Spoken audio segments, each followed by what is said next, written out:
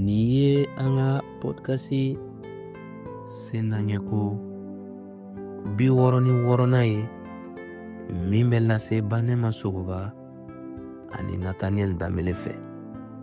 Bi karidon marisi kalo tile 30 san 2025 an ka verset kalanta o bi bɔ Matiu kitabu la.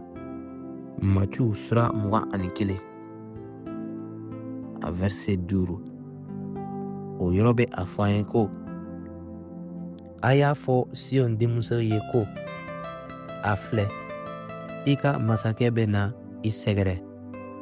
A sabalilen bɛ hali a sigilen bɛ fali kan, faliden kan, falimusoden kɔni.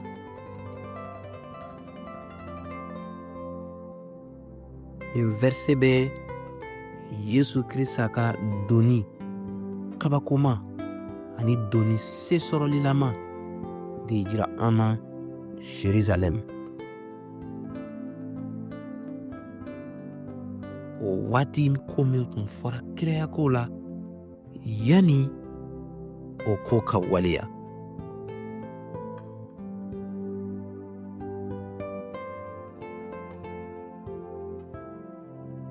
Ka kɛɲɛ ni nin diɲɛ masakɛw ye, olu minnu bɛ na ni u ka nɔrɔko ye.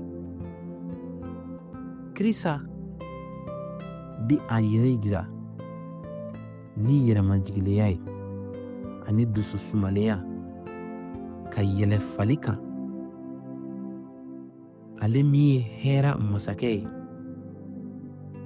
ale min nana walasa ka na ni kisili ye k'a di diɲɛmɔgɔw bɛɛ ma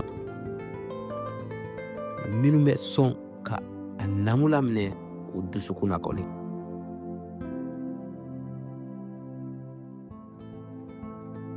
Welewelekan ye nin ye ko bi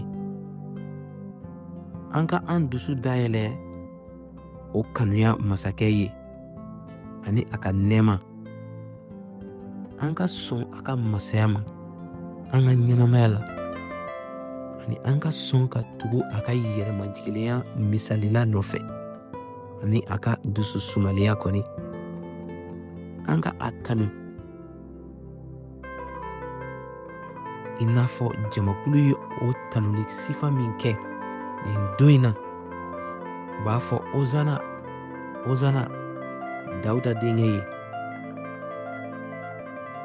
Jijali kuma ye nin ko Yesu Kirisa ale min ye masakɛ ye,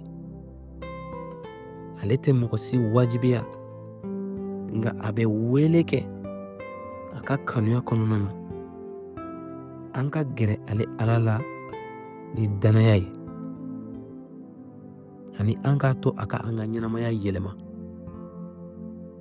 Nin laseli kɛra ka bɔ Delivery Par Christ yɔrɔ ka kibaru duman fɔ ni fɔlikanw ye.